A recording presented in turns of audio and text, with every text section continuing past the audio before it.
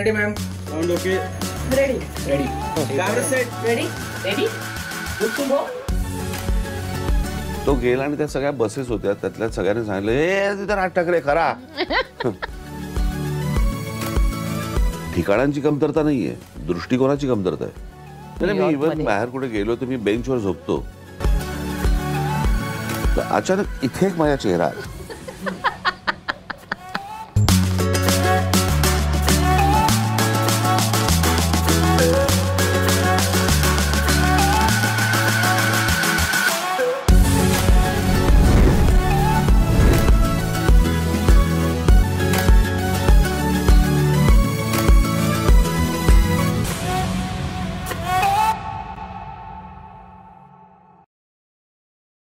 नमस्कार. Around the world या podcast सिरीजद्वारे आज आम्ही एका नव्या पर्वाला सुरुवात करतोय. आज आहे वर्ल्ड टुरिझम डे, आंतरराष्ट्रीय पर्यटन दिवस. आपल्याला सगळ्यांना या वर्ल्ड टुरिझम डेच्या शुभेच्छा. काय मस्त संधी आहे नाही, या दिवशी आपण अराउंड द वर्ल्ड हे पॉडकास्ट सुरू करतोय. अर्थात हे आपलं नेहमीसारखं पर्यटन नाही आहे. इथे आपण वेगवेगळ्या प्रतिथयश व्यक्तींबरोबर पर्यटन करणार आहोत. आपल्या मराठीमध्ये ना एक खूप सुंदर सुभाषित आहे, केल्याने देशाटन पंडित मैत्री सभेत संचार, शास्त्र ग्रंथ विलोकन मनुजा चातुर्य येतसे फार.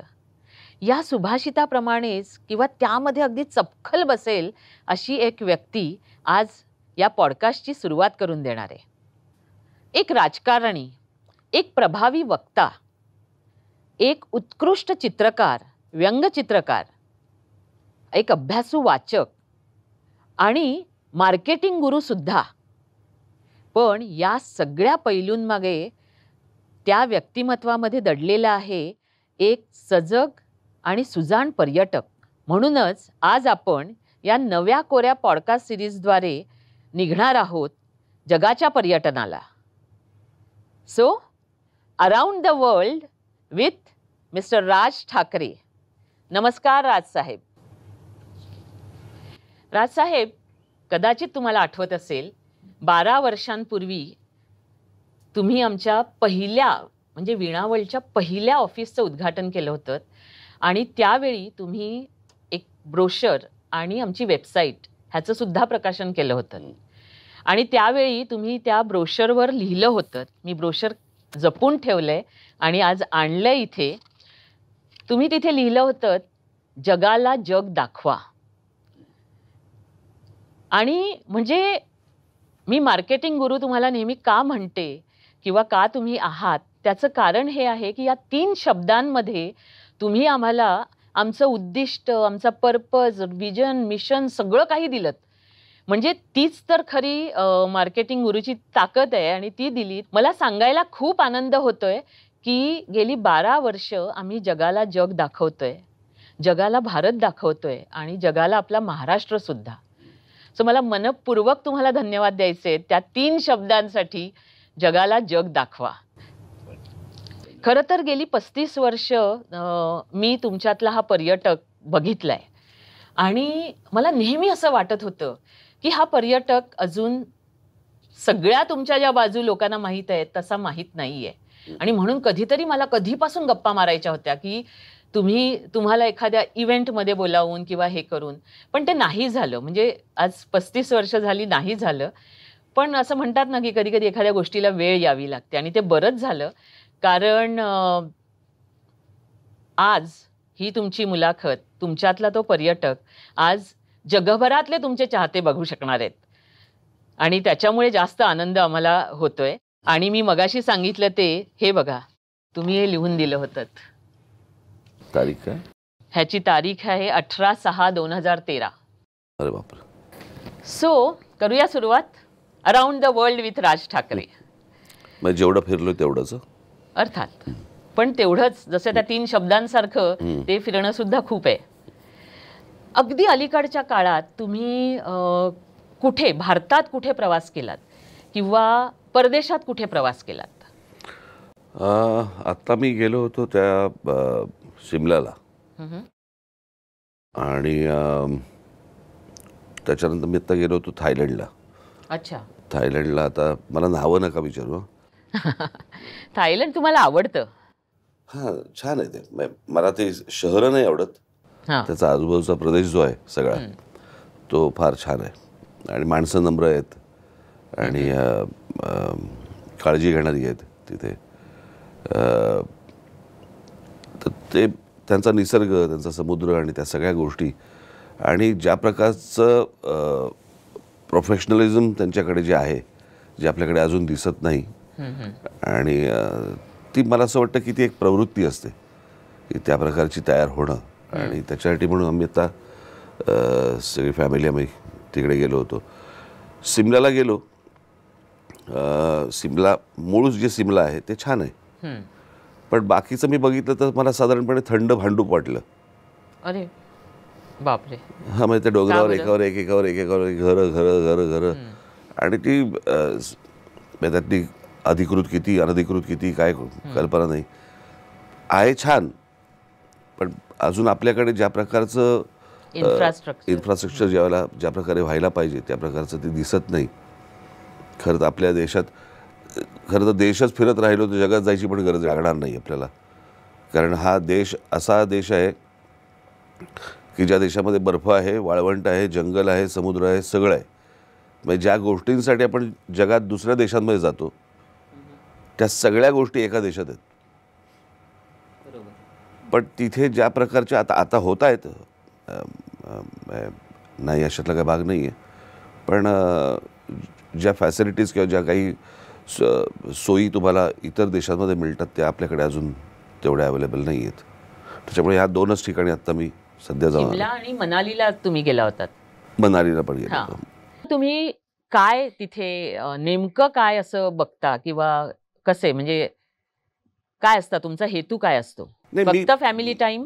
नाही, मी तसं नसतो बघत. मी प्रत्येक वेळेला मी कुठेही जगात कुठच्याही देशात जरी गेलो तरी मी त्याची बरोबरी म्हणजे त्याची कंपॅरिझन मी आपल्या देशाबरोबर करत असतो की आपल्या देशात काय आणता येईल, आपल्या देशात काय नवीन गोष्ट करता येईल, इथे कुठची गोष्ट आहे जी आपल्याकडे सहजरित्या येऊ शकते, अशी कोणती गोष्ट. म्हणजे मी साधी गोष्ट सांगतो तुम्हाला. मी पहिल्यांदा 1996-97 साल असेल, 97 वगैरे, मी पहिल्यांदा स्वित्झर्लंडला गेलो. ओके. तो देश फिरत होतो आणि फिरता फिरता मी सगळंच छान गाड्या, सुंदर निसर्ग, मग ते काय चित्र काढल्यासारखा देश येतो. तो अख्खा देश फिरत असताना मला पहिला प्रश्न पडला की इथला विरोधी पक्ष काय करतो. हां, म्हणजे निवडणुकीमध्ये मी तुम्हाला हे देईन, मी तुम्हाला ते देईन, मी तुम्हाला ते देईन, सगळंच तर आहे. काही प्रॉब्लेमच वाटत नाही त्यांना. आपल्याला वाटत नाही, हां. आपल्याला काही प्रॉब्लेम वाटत नाही, पण तिकडे विरोधी पक्ष असतो, त्यांचे प्रश्नच वेगळे आहेत जे आपल्याला समजणार पण नाही आता. कारण आपण अजूनही आपल्या मूलभूत ज्या गरजा आहेत यातनंच बाहेर पडलेलो नाही आहोत. अगदी. मी अनेकदा सांगतो की आपल्या देशामध्ये शोध लागत नाहीत. तर शोध का लागत नाही त्याचं कारण आपण मूलभूत गरजांमधूनच बाहेर आलेलो नाही आहोत. त्यामुळे त्या गोष्टींचा विचार करणं हेही शक्य नाही. बरोबर. आम्ही ते प्रत्येक वेळेला बोलायचं की आम्ही कसला शोध लावला, आम्ही शून्याचा शोध लावला. ते समाधानासाठी ठीक आहे त्या सगळ्या गोष्टी, परंतु म्हणजे शोध या गोष्टी पण शोधाच्या पलीकडेही नाही गेलो आपण. मी अनेकदा लोकांना सांगतो की जपानसारखा देश, जपानने ना टी व्हीचा शोध लावला, ना गाडीचा लावला, ना कॅमेऱ्याचा लावला, ना कशाचा शोध कशाच नाही लावला. पण ज्या देशांनी शोध लावले त्या देशांच्या पलीकडे गेला तो देश. बरोबर. म्हणजे तुम्ही म्हणता की गाडी कुठची घ्यावी, टोयोटाची घ्यावी, कॅमेरा कुठचा वापरावा, सोनीचा किंवा निकॉनचा किंवा कॅननचा. म्हणजे ज्यांनी ज्या गोष्टींचे शोध लावले त्याच्या पलीकडे एक देश जाऊ शकतो. आपण शोध पण नाही लावले त्याच्या पलीकडेही जात नाही आहोत. मग आपल्याकडे कोणत्या गोष्टी आल्या पाहिजेत, आपल्याकडचा तरुण आपल्याकडच्या तरुणींनी कोणत्या गोष्टी घेतल्या पाहिजेत. परदेशातनं नुसतं जाऊन मजा केली आणि आपण फिरलो, खाल्लं प्यायलं आणि आलो, ह्याला काय इलॉजिकल आहे ते. बरोबर. आपण ज्याला म्हणतो की माझं माझ्या देशावरती प्रेम आहे, आपल्याकडे असं भरतं येतं नाही का मध्येच सगळं लगेच झेंडे बिंडे लावून फिरायला लागतात वगैरे. देशावर प्रेम आहे म्हणजे काय, तुमची अशी कोणती कृती घडतीये की ज्याच्यातनं तुम्ही देशाबद्दलचं प्रेम व्यक्त करताय? फक्त बोलून करताय का? मला असं वाटतं माझ्या घराच्या समोरचा भाग मी स्वच्छ जरी ठेवला, जो सार्वजनिक आहे, असा जरी प्रत्येकाने विचार केला तरी मला असं वाटतं की प्रत्येकाने माझ्या देशावरती प्रेम सांगता येईल. बरोबर. आणि देश स्वच्छ होईल. स्वच्छ होईल. बरोबर. जे काही सरकारी आहे, जे काही गोष्ट, म्हणजे आपल्याकडे जो रस्त्यावर इथे थुकणारा माणूस परदेशात जाऊन नाही थुकत. पण मग यासाठी काय करायला पाहिजे? नाही, यासाठी मला तेच म्हणायचं ना की नुसते डोंगर बघायचे आणि हॉटेल बघायची आणि त्याचं जेवण खायचं आणि तिकडे, याच्या पलीकडे मला असं वाटतं की तुमच्यासारख्या लोकांनी त्यांना जग दाखवताना त्या प्रकारची काळजी घेतली पाहिजे की त्यांनी त्यांच्या जाणीवा जाग्या केल्या पाहिजेत. मला असं वाटतं नुसतं काहीतरी बर्फ तर काय फ्रीजमध्ये पण होतो. बरोबर. कळलं का? पण प्रश्न असा आहे की त्या सर्वांगाने की इथेच का बर्फ पडतो? तुम्हाला भौगोलिक दृष्टिकोनातनं, सामाजिक दृष्टिकोनातनं, संवेदना जागृत करण्याच्या दृष्टिकोनातनं पण मला असं वाटतं की तिकडे तुम्हाला टूरवरती लोकांना सांगायला पाहिजेत गोष्टी. बरोबर. की हे असे का झाले आणि आपण असे का आहोत. नुसतंच मी घुमून फिरून आलो. खूप चांगला अँगल हा तुम्ही देताय की आपल्या भारतात काय करता येईल ह्याचा प्रत्येकाने विचार केला आणि त्यातला छोटासा पार्ट आपण उचलला. म्हणजे जे तुम्ही आता म्हणालात तसं की प्रत्येकाने घराचं अंगण स्वच्छ ठेवलं तरी पुरे आहे. हा, म्हणजे कसं होतंय की आज देशामध्ये मला टॅक्सपेअरची त्याचं टक्काही इतका कमी आहे. पण तो टॅक्सपेअर जो आहे तो टॅक्स देशाला देतोय. त्याच्यातनं काही रस्ते होत आहेत, फ्लायओव्हर्स होत आहेत, ब्रिजेस होत आहेत, पैसे खाल्ले जात आहेत, सगळ्या गोष्टी होत आहेत. मग त्या पलीकडे जाऊन मी स्वतः काय करू शकतो याचा पण विचार केला पाहिजे. बरोबर. आपल्याला आपल्याच गोष्टी टिकवता येत नाही आहेत आणि त्या परदेशात जाऊन बघून आल्यानंतर नुसती हळहळ व्यक्त करायची, याला काहीच अर्थ नाही. मला सांगा, तुम्ही स्वित्झर्लंड तुम्हाला खूप आवडतं आणि आपल्याकडे तर पूर्ण हिमालय आहे आणि स्वित्झर्लंडला जे आल्प्सचं सौंदर्य मिळालं आहे ते आपल्याला हिमालयात मिळालेलं आहे. तुम्हाला असं काय वाटतं की स्वित्झर्लंड, आणि आत्ता तुम्ही अगदी आत्ता मनालीत जाऊन आलं आहे किंवा शिमल्याला जाऊन आलं आहे, एका ठिकाणी व्हॅली आहे, एका ठिकाणी माउंटन्स आहेत, तुम्हाला असं काय वाटतं की स्वित्झर्लंडसारखं काय या दोन प्रदेशांमध्ये करता येईल? करता तर खूप येईल त्याला, परंतु प्रश्न असा आहे ना की मुळात तुम्हाला तो लहानपणापासूनचा एक संस्कार लागतो आणि ते देश असेच घडलेले नाही आहेत. त्या देशांनी पहिलं महायुद्ध पाहिलं आहे, दुसरं महायुद्ध पाहिलं आहे. त्यांच्याकडे पण अनेक गोष्टी अशा होत्या की जे माझ्याकडे एक फिल्म होती, डॉक्युमेंटरी फिल्म होती इंग्लंडबद्दलची.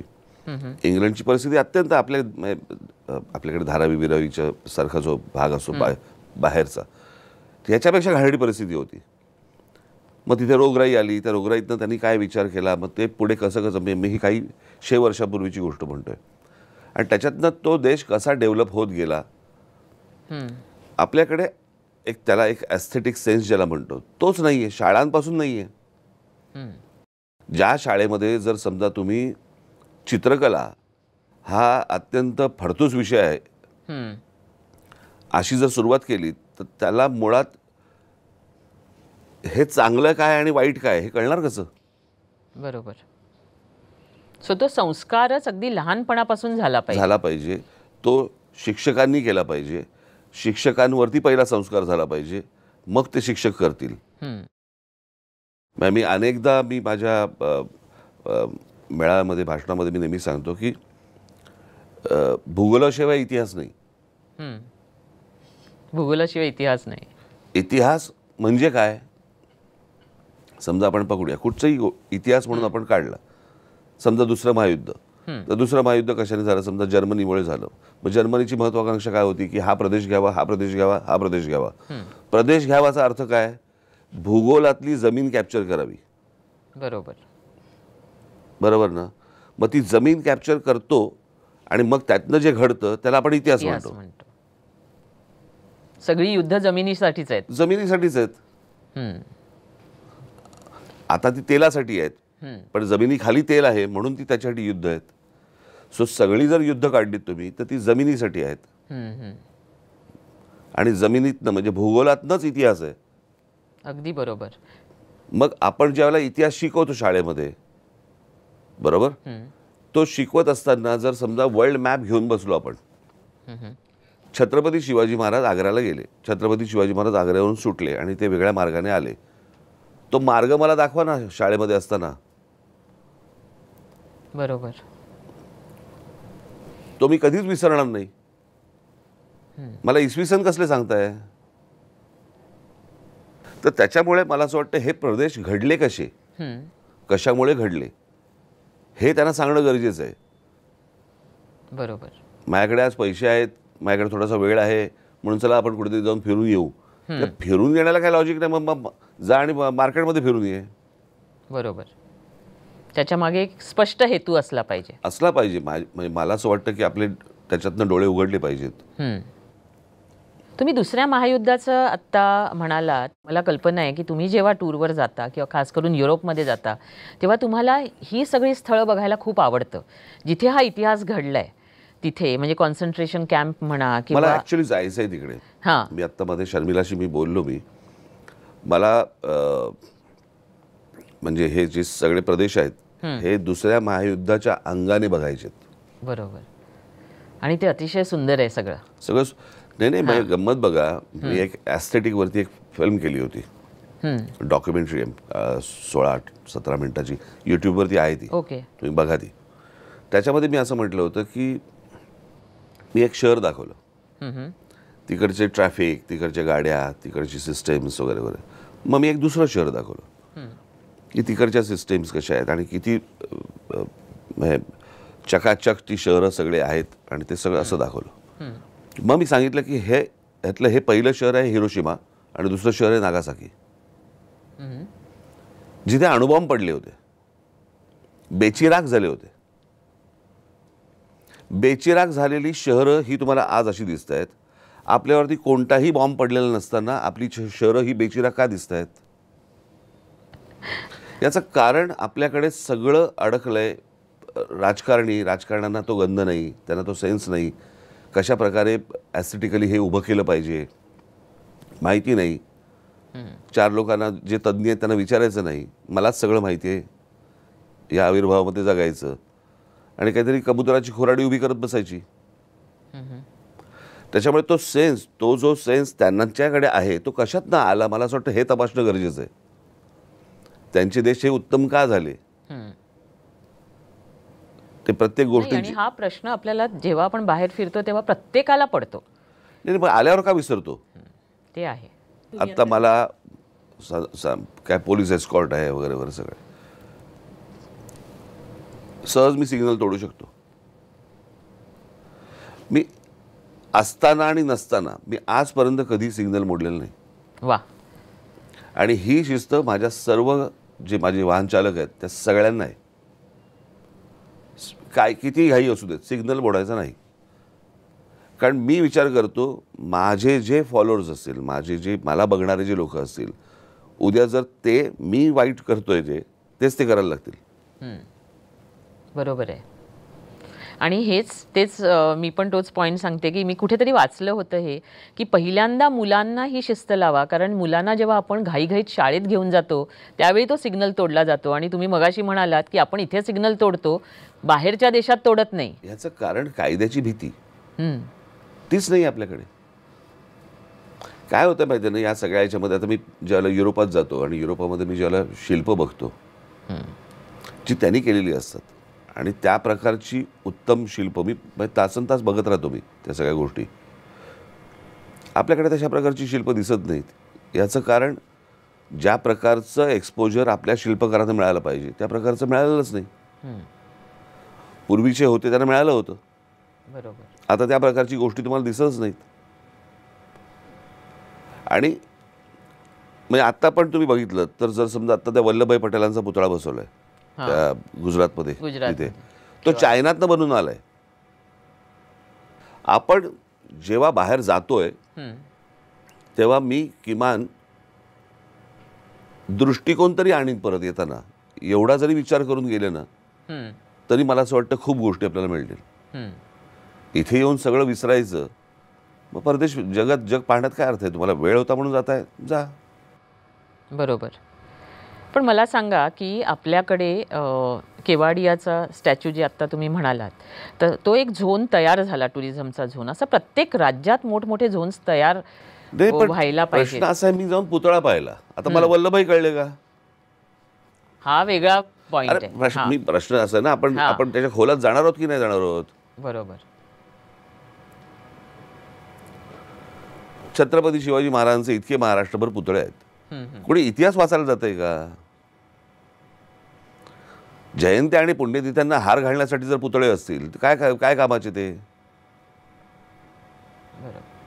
चौका चौकामध्ये तुम्ही आंबेडकरांची, बाबासाहेबांची पुतळे उभे करणार, शिवाजी महाराजांचे उभे करणार, कुठे टिळकांचे, कुठे तुमच्या फुल्यांचे. पुतळ्यांनी माणसं जिवंत झाली पाहिजे. तो इथे माणसांचे पुतळे झालेत. सो मला असं वाटतं हा विषय खूप सिरियस आहे. मला असं वाटतं की तो त्याला काय, आणि त्याला खूप पुढे जाणार आहे. मला फक्त एवढंच म्हणायचं आहे की तुम्ही जे काम करतात त्या कामातनं मला असं वाटतं येणाऱ्या लोकांना दृष्टिकोन मिळावा. बरोबर. याची काळजी तुम्ही घेतली पाहिजेत. निश्चितपणे. आणि मला तुम्हाला सांगायला आनंद वाटेल की बऱ्याचदा असं होतं की ही तुलना होते, जे तुम्ही म्हणालात की माझ्या मनात नेहमी ती तुलना असते की इथे हे झालंय तर आपल्याकडे का नाही. म्हणजे केनिया जर एवढे प्रवासी खेचत असेल, किंवा आज दुबईने जे केलं, किंवा अनेक देशांनी जे केलं, किंवा काही राष्ट्र ही टुरिझमवरच अवलंबून आहेत, आणि मग आपला हा सुजलाम सुफलाम, जिथे तुम्ही म्हणाल तसं सगळं काही आहे, तुम्ही you name it we have it, अशा तऱ्हेचा आपला देश आहे. फक्त प्रवृत्ती नाही आहे. हां, तर आपण विश करूया की ते त्या तऱ्हेने व्हायला पाहिजे. नाही, पण कसं असतं माहिती आहे ना, की नुसतं आपण प्रत्येक वेळेला, समजा सरकारकडे नाही आहे ते विजन, तर विजन दाखवलं पाहिजे. आपण काय एक्झाम्पल्स क्रिएट केली पाहिजेत. ती एक्झाम्पल्स क्रिएट केल्यावरतीच काही गोष्टी घडू शकतात. बरोबर. त्याशिवाय ते होणार नाही. ते म्हणजे आज आपण परदेशामध्ये जातो आणि म्हणतो की आम्ही रस्त्यामध्ये बिलकुल खड्डे नव्हते, आणि मग इथे येतो आणि मग खड्ड्यामध्ये येतो, आणि मग आम्ही मतदान कोणाला करतो? ज्यांनी आम्हाला खड्ड्यात टाकले त्यांनाच मतदान करतो. माणूस सुशिक्षित असून नाही चालत, माणूस सुज्ञ असावा लागतो. बरोबर. तुम्ही स्वित्झर्लंडच्या रस्त्याचं एक उदाहरण सांगितलं होतं. तुम्ही जात होतात आणि तिथे एक माणूस बेडूक उचलून बाजूला ठेवत होता त्या रस्त्यावर. आठवतंय तुम्हाला? मला आता आठवत नाही मला, पण असे खूप आहेत तिथे. हां, की या सगळ्या गोष्टींची काळजी घेणारे मला असं वाटतं सगळेच आहेत. पण तुम्हाला काय म्हणजे एवढं आवडतं स्वित्झर्लंडच्या बाबतीत? टाउन प्लॅनिंग आणि निसर्ग यांचं करेक्ट कॉम्बिनेशन असलेलं मला असं वाटतं तो देश आहे. अच्छा. मग तुम्ही तिथे जाता त्यावेळी तुम्हाला निसर्गाच्या अगदी सानिध्यात राहायला आवडतं की कुठेतरी सिटी हॉटेलमध्ये राहायला आवडतं? नाही, मला कुठेही राहायला आवडतं. ओके. मला फक्त स्वित्झर्लंड असं नाही आहे. इवन मला न्यूझीलंड लांब आहे ते फार, पण मला असं वाटतं न्यूझीलंडमधलं क्वीन्सटाऊन ते देखील सुंदर आहे. बरोबर. ऑस्ट्रिया पण सुंदर आहे. अरे वा. लंडन बघितल्यानंतर मला शहर कसं असावं, शहर असं असावं. आणि जे तुम्ही आत्ता मगाशी म्हणालात की किती ते सुद्धा वाईट होतं काही 100 वर्षांपूर्वी. अहो, विचार करा, तिथे दुसरं महायुद्ध झालंय. कोणाचा विश्वास बसेल का आज आपण जातो तिकडे? म्हणजे ज्याला आपण त्यावेळेला आत्ताचा जो एक शब्द आहे कार्पेट बॉम्बिंग, या प्रकारचं कार्पेट बॉम्बिंग झालेली ती शहरं आहेत सगळी. असा तुम्हाला कुठेतरी फील येतो का की जर्मनीत गेल्यावरती, लंडनमध्ये गेल्यावर, इंग्लंडमध्ये गेल्यावरती, फ्रान्समध्ये गेल्यावरती कुठेतरी फील येतो का तुम्हाला की इकडे दुसरं महायुद्ध झालं होतं? म्हणजे कसं उभं केलं, कसं घडवलं? अहो, आपल्यानंतर आलेले देश आपल्या पुढे निघून गेलेत. मला अजूनही आठवतं, मी ज्याला पहिल्यांदा थायलंडला गेलो होतो 85 साली वगैरे असेल, मी जर चुकत नसेल तर मला असं वाटतं की आपल्या 50 पैशाला त्यांचा 1 रुपया होता. बरोबर बरोबर. आपली करन्सी वर होती. 1 रुपयामध्ये त्यांचा 1 बात काहीतरी तो होता तो. हम्म. आपण पुढे होतो आणि आता किती आहे? नेमकं उलट झालंय. नाही, आता- जास्त आता किती झालंय? त्याच्यापेक्षा थाई बात खूप आता- झालंय. हो. आता मागून आलेले देश जर आपल्या पुढे निघून गेले आणि आपण अजूनही तिकडेच आहोत, खूप विचार करायला पाहिजे. अर्थातच ना. म्हणजे मला कोणीतरी सांगितलं होतं, ते कन्फर्म करायला लागेल, परंतु की सिंगापूर एअरलाइन्स बनवताना हम्म. आपल्या एअर इंडियाच्या लोकांनी मदत केलेली आहे. आणि सिंगापूर एअरलाइन्स आज वन ऑफ कुठे द आहे बेस्ट आहे. आणि एअर इंडिया कुठे आहे? हे कशामुळे झालं? हम्म. मग आपण पुढारलो की मागासलो? प्रगती झाली का अधोगती झाली? तुमच्या हातात मोबाईल फोन आले आणि तुमच्या हा पायावरती लॅपटॉप आला आणि तुम्ही काहीतरी कम्प्युटरवरती बसलात म्हणजे पुढारले पण नाही आहे. पुढारले पण इथे यावं लागतं, हम्म. गॅजेटमध्ये नाही. आणि प्रवासाने सुद्धा ते यायला पाहिजे आणि प्रवास तसं- खूप मोठा आणि जर मेजर रोल समजा- प्ले करतं Correct. त्याच्यात. आणि तो जर समजत नसेल तर मला असं वाटतं तुमची ती जबाबदारी आहे की त्याला ते समजवलं पाहिजेत. आज तुम्ही आम्हाला चांगलं सांगितलं की ही जबाबदारी आहे तुमची. हो. आणि निश्चितपणे मला असं वाटतं की तुम्ही सांगताय ते अगदी बरोबर आहे की हे नुसतं पर्यटन घडू नये, तर त्याच्याबरोबर ते थोडंसं हा, म्हणजे विचार करायला पर्यटन लावणार. आणि मतपरिवर्तन असं मिळून पाहिजे ते. वा, छान आहे. सो तुम्ही आता लंडनचा मगाशी हे केलात आणि लंडन तुम्हाला खूप आवडतं आणि लंडनमध्ये तुम्ही, मी असं ऐकलं आहे, मला नक्की माहीत नाही, की तुम्ही थोडासा वेश बदलून, अगदी वेश बदलून असं नाही, पण दाढी वाढवून किंवा वेगळ्या प्रकारे तुम्ही लंडनमध्ये बऱ्याचदा फिरता, कारण कोणी तुम्हाला ओळखू नये म्हणून. ओळखू नये म्हणजे असं काही खास हे नाही, पण हां. आपले अनेक लोक भेटतात. आपण मला एक स्वतःची स्पेस पाहिजे असते, हां. कळलं का? तर त्याच्यामध्ये मग लोक येतात, कुठेतरी भेटतात, आपली लोक प्रेमानेच भेटतात. नाही असं काही हे नाही आहे की काय त्यांचा काही त्रास होतो अशाला भाग नाही आहे. पण मग थोडंसं तुम्ही थांबता, मध्ये फोटो काढतात वगैरे वगैरे, अशा काही गोष्टी घडतात. पण जनरली सरसकट मी परदेशी गेलो, आता नाही होते पण पूर्वी जात असे मी सकाळी एकटा बाहेर निघायचो. हम्म. दिवसभर ते शहर बघायचं, त्यांची आणि मॉन्युमेंट्स बघायची, गाडीने museums बघायची. की चालत वाट ओके. फुटेल तसा. ओ वाव. आणि मग ते झालं की मग दुपारनंतर मग शर्मिलाला वगैरे फोन करायचा, कुठे विचारायचं. त्यांचं काय ते मुल्ला की दौड मस्जिद तक. म्हणजे शॉपिंग की रेस्टॉरंट. मग तिकडे जायचं, त्यांना भेटायचं आणि मग त्यांच्यावर राहायचं. पण सकाळ माझी भरपूर चालतं. भरपूर. आणि काय असतं ते, ज्यावेळी तुम्ही चालता, हे असं मैलोन मैल चालता आणि चालण्याने आपल्याला सिटी कळते असं म्हणतात. तुमच्या मनात त्यावेळी काय विचार असतात? सगळं बघत असतो मी, फुटपाथ पासून बारीक सारीक गोष्टी असतात त्यांच्या. हम्म. म्हणजे तिथे बसायचे बेंचेस असतात किंवा एखाद्या इमारतीचं एक आर्किटेक्चरली फार फॅन्टॅस्टिक असते. त्याच्यामध्ये अनेक ठिकाणची जुनी मोल्डिंग्स असतात. किंवा किती साली बनली ती इमारत. म्हणजे आता उदाहरणार्थ मी आपल्याकडे जसं मंदिराला प्रदक्षिणा घालतात ना, तसं मी एकदा त्या एम्पायर स्टेट बिल्डिंगला 3 प्रदक्षिणा घातल्या होत्या की आहे काय ह्याच्यात. हो. कारण ती इमारत तुम्हाला माहिती नसेल तर ती 14 महिन्यात बांधली आहे. वाव. आणि तिच्याकडे बघून तर असं अजिबात वाटत 14 महिने. 14 वर्ष नाही. वर्ष नाही, 14 महिन्यात बांधली आहे. बरोबर. आणि म्हणून तुम्हाला त्याच्याविषयी ते आश्चर्य आणि ते प्रेम. हे म्हणजे माझ्या पक्षाच्या नावातच ती गोष्ट आहे ना. कुठचीही नवीन निर्माण होणारी गोष्ट असते ना, मला त्याच्याबद्दल भयंकर अप्रूप असतं आणि भयंकर एक उत्सुकता असते आणि कुतूहल असतं. हे घडलं कसं काय. म्हणजे अगदीच काय तुम्हाला प्रत्येक वेळेला पिरामिडला जायची गरज नाही आहे. अगदी बरोबर. ज्या आपल्या तुमच्या समोर ज्या घडलेल्या गोष्टी आहेत त्याही कशा घडल्या, त्याही कशा उभ्या राहिल्या. बरोबर. त्याच्या मागचा काय विचार काय होता. त्याला जिगर लागते हो या सगळ्या उभ्या गोष्टी करायला. आणि ही आर्किटेक्चरल मार्वल्स म्हणजे Marvels खरोखर आहेत. चमत्कार आहेत ते. एक्झॅक्टली. एक एक चमत्कार आहेत. तर लंडन मी गेलो त्या मग ह्याला कुठे त्या आता काय एम्पायर स्टेट बिल्डिंगवर, आणि मग तिकडनं मी स्टॅच्यू ऑफ लिबर्टी बघितला आणि मग आम्ही खाली आलो. अच्छा. मग कशासाठी जातोस हे जे सांगणारे असतात नाही का एक एक जण, आणि काय छान होती न्यूयॉर्क. ते घडलं कसं? आत घुसा. म्हणून मी अनेकदा सांगतो की जे नुसते सुशिक्षित आणि ज्यांना वाटते की ते सुज्ञ आहेत अशा अनेक लोकांनी, ज्यांना खरंच जगामध्ये ज्या गोष्टी आहेत त्या इथे आणाव्याशा वाटतायत किंवा हा देश मोठा करावासा वाटतोय, त्या लोकांनी राजकारणापासून दूर पळता कामा नये.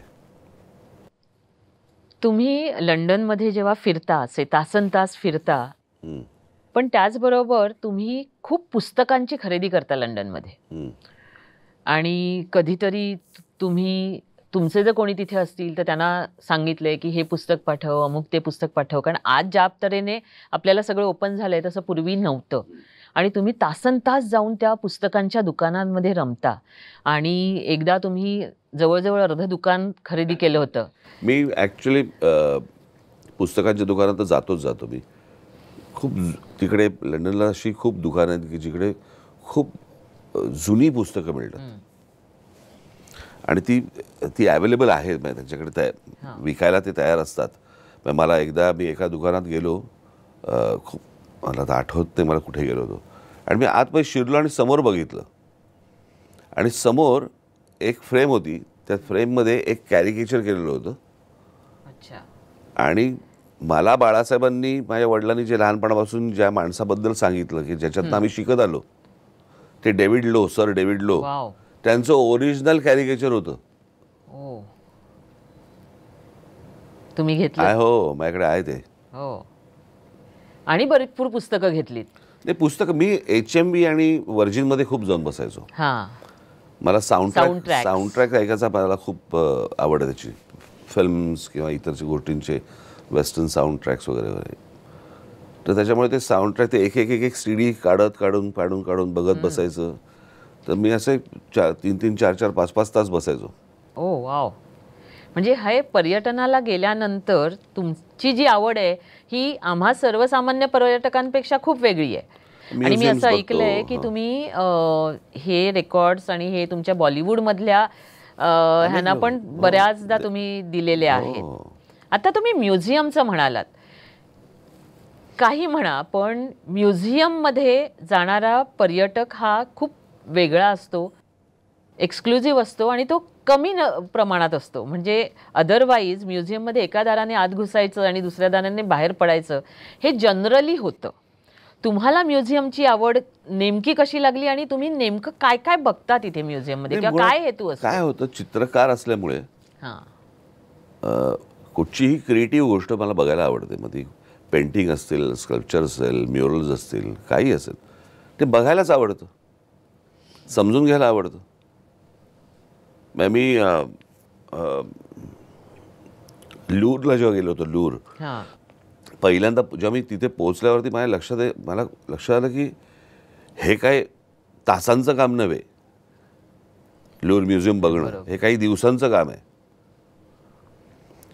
मग मी ते एवढंसं एक ते मोनालिसाचं पेंटिंग कोणीतरी मला ते दाखवलं.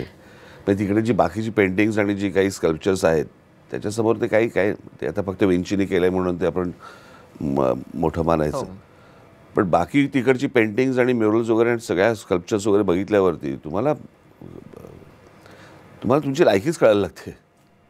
अगदी नाही, बरोबर आहे. तुम्ही जे म्हणता की मोनालिसाचं पेंटिंग लुव्रमध्ये जाणं म्हणजे ते बघणं हाच पर्यटकांचा हेतू बऱ्याचदा असतो. याचं कारण मी परत तेच सांगतो, ते लहानपणापासून जी चित्रकलेची आवड लागते ना, कळलं का, तर तेच नाही आपल्याकडे. आणि आज हा तुम्ही वेगळा अँगल देताय की फक्त एका चित्रासाठी नका जाऊ तिथे, तर तुम्ही सगळं बघा, सगळं पाहिलं पाहिजे तिकडे. म्हणजे परंतु काय होतंय की ती आवडच नसेल, तो सेन्सच नसेल, तर जाऊन लोक काय बघणार तिकडे. म्हणजे तुम्ही जर समजा युरोपमध्ये गेलात किंवा तुम्ही ऑस्ट्रियामध्ये गेलात तर तिकडे जर समजा तिकडच्या तरुणीला जर जनरल विचारलं तर मी तुम्हाला 100पैकी 80 लोक सांगेन की ज्यांनी बिथोवेन ऐकलं आहे, ज्यांनी मोझार्ट ऐकलं आहे. हा संस्कार असतो ना. बरोबर. तो संस्कारच जर समजा आपल्याकडे होत नसेल शाळा कॉलेजांमध्ये, पुढे काय होणार? बरोबर. तुम्ही एकदा शेक्सपियरच्या घरात गेला होतात. त्या ठिकाणी जे गेलात ते तुम्ही शेक्सपियरच्या प्रेमाने गेलात की असंच एक साईटसीइंग मधली गोष्ट होती म्हणून गेलात? आणि त्या घरात ॲक्च्युली गेल्यानंतर काय वाटलं तुम्हाला, किंवा तुम्ही बाहेर आलात? भागच छान आहे, पण मी असा काही फारसा शेक्सपियर वाचलेला माणूस नाही. ओके. आणि शेक्सपियरने क्रिएट केलेली काही नाटकं, पात्र किंवा ह्या सगळ्या संदर्भामध्ये मी ओरिजिनल काही तसं मी नंतरचं पाहिलंय, पण ॲडॅप्टेशन्स खूप पाहिले त्याची, त्या सगळ्याची. शेक्सपियरबद्दल एक कुतूहल तर होतच आहेच. आणि मग शेक्सपियर जिकडे राहतो ती जागा जर समजा बघायला मिळते तर जायला पाहिजे म्हणून गेलो तिकडे. ते सगळं अख्खं पाहिल्यानंतर मला सगळ्यात जास्ती आश्चर्य वाटलं की मी जेव्हा बाहेर पडलो त्या घरातनं, त्याला समोर रवींद्रनाथ टागोरांचा पुतळा होता. आता मला समजेना की हे शेक्सपियरच्या कंपाऊंडमध्ये आमच्या टागोरांचा पुतळा बसवला जातोय. ही किती महान गोष्ट आहे, किती मोठी गोष्ट आहे. शेक्सपियर सोडा, आम्हाला टागोर तरी कळले का? मग त्यांना जर टागोर कळलेत तर आम्हाला टागोर कळलेत का? बरोबर. मग इथलंही आमचं ज्ञान नाही, बाहेरचंही ज्ञान नाही. आम्ही वरच्या वरती फक्त आपण फिरतो आहोत. पर्यटनाचा विषय सोडून जरा 1-2 वाक्य फक्त एक्स्ट्रा बोलतो. तुम्हाला जर शिवाजी महाराज समजून घ्यायचे असतील ना, तुम्ही पहिला औरंगजेब वाचा. वा. ज्या वेळेला तो माणूस तुम्हाला समजेल ना, त्यावेळेला हा माणूस किती मोठा हे कळेल. कम्प्लीट वेगळा विचार आहे. नाहीतर काय तुम्ही शिवाजी महाराज काय हा गड काबीज केला आणि ही लढाई झाली आणि इथून सुटले आणि इकडं, तेवढ्या पुरतं नाही येते. ब्रिटिशांनी आमच्यावरती 150 वर्ष राज्य केलं. का केलं?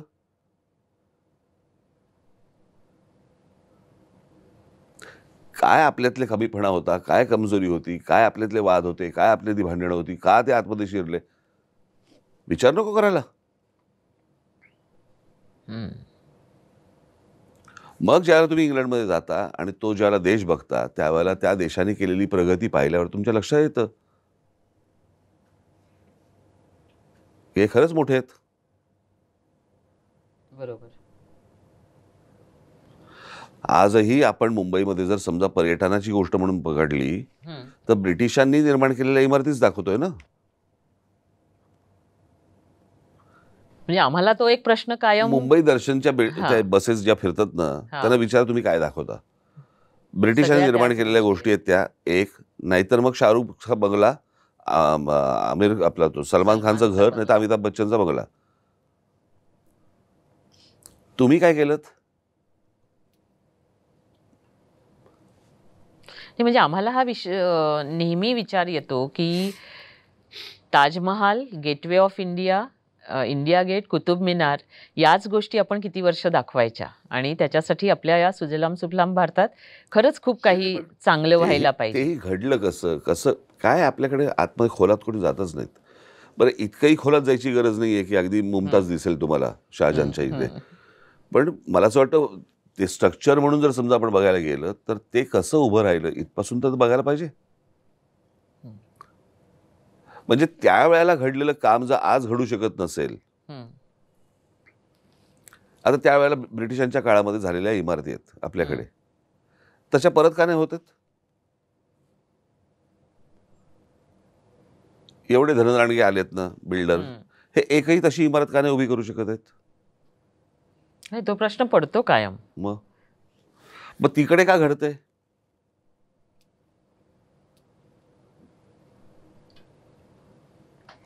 मला पर्यटन, माझा पर्यटन हा माझा जो विषय आहे तो त्यातनं काहीतरी बोध घेणं, शोधणं, त्याचं आत्मचिंतन करणं, याच्या अंगाने मी पर्यटन बघतो. मौज मजा असतेच, ठीक आहे, बरोबर, पण त्यातनं तुम्ही घेतलत काय, आणलत काय? अगदी बरोबर. मिळवलं काय? ते जर समजा नसेल तर काय, गेला गेलात आणि आलात. बरोबर. आणि ते तसं व्हायला नको. काय, मी माझं एक त्या एस्थेटिकच्या डॉक्युमेंटरीमधलं एक माझं वाक्य आहे की आपली जी मुलं परदेशात जात आहेत, हं, हं. नोकऱ्या तर इकडे पण आहेत, शिक्षण तर इथेही मिळू शकतं, मग ते का जात आहेत? हं. याचं कारण सभोवतालचं वातावरण, ती शांतता नाही मिळत आहे त्यांना. मी घरातनं बाहेर पडल्यावरती माझा समोरचा प्रदेश छान दिसला पाहिजे. हं. मी कसा फुटपाथवरनं खाली पड देतोय, गटारं वाहत आहे, त्याच्यातनं रिक्षा जात आहेत, गाड्या जात आहेत, सायकली जात आहेत, स्कूटर जात आहेत, त्या गोंगाटातनं मी कुठेतरी जातोय, मग ट्रेनमध्ये बसतोय, गाडीत बसतोय. तुमची क्रिएटिव्हिटीच मरते त्याने. पूर्वीच्या काळामध्ये ज्या आपल्याकडे कविता झाल्या, जी चित्र झाली, जे काही घडलं ते जुनं का घडलं? कारण त्या काळात शांतता होती. हं. आता चांगली क्रिएटिव्ह गोष्ट का घडत नाही? कारण शांतताच नाहीये.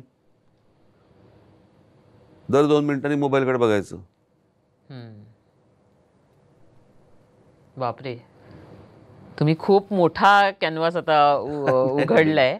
तुम्ही काढलाच विषय. मगाशी तुम्ही म्हणालात तसं तुमची एक मुलाखत मी पाहिली, खूप पूर्वीची आहे ती. जेव्हा बाबासाहेब पुरंदरेंसोबत तुम्ही रायगडावर सफर केली होती आणि त्यांची मुलाखत तिथे घेतली होती.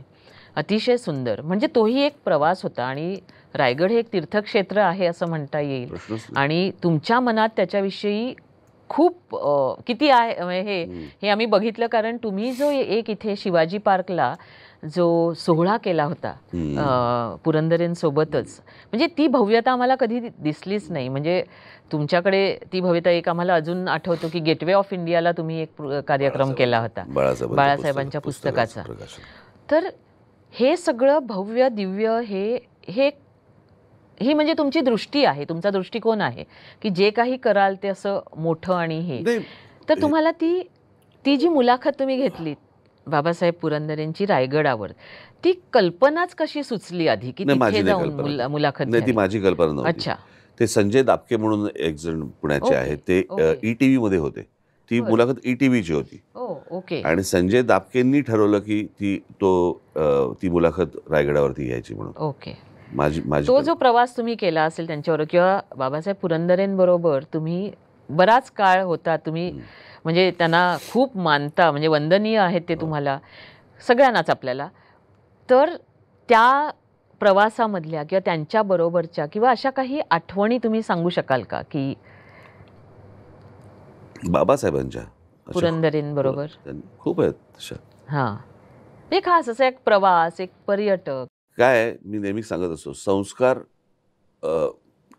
कोणी करत नसतो, संस्कार होत असतात, तुम्ही वेचायचे असतात. अगदी बरोबर. ये बस आता मी तुझ्यावर संस्कार करतो असं काहीच नसतं. बाबासाहेबांबरोबर पण फिरताना मला हे गोष्ट जाणवली की ते नुसते गडकिल्ले नाही दाखवत आहेत, त्या गडकिल्ल्यातनं प्रेरणा सांगतायत तुम्हाला. त्या गडकिल्ल्यामधनं ते आज कसं जगायचं ते सांगतायत. अगदी. कळलं का? छत्रपती शिवाजी महाराज हा नुसता इतिहास नाहीये, तो तुम्ही इतिहासाच्या अंगाने बघू नका. ते सगळं नीट पाहिल्यानंतर, ते लढाया वगैरे बाजूला काढा, तो त्यावेळेचा काळातला भाग झाला, परंतु त्यांचं एकूण व्यक्तिमत्व आणि त्यांनी दिलेला विचार पाहता ते आज कसं जगायचं ते सांगतायत. नुसत्या त्या लढाया आणि गडकिल्ले ठीक आहे, छानच आहे, प्रश्नच नाही.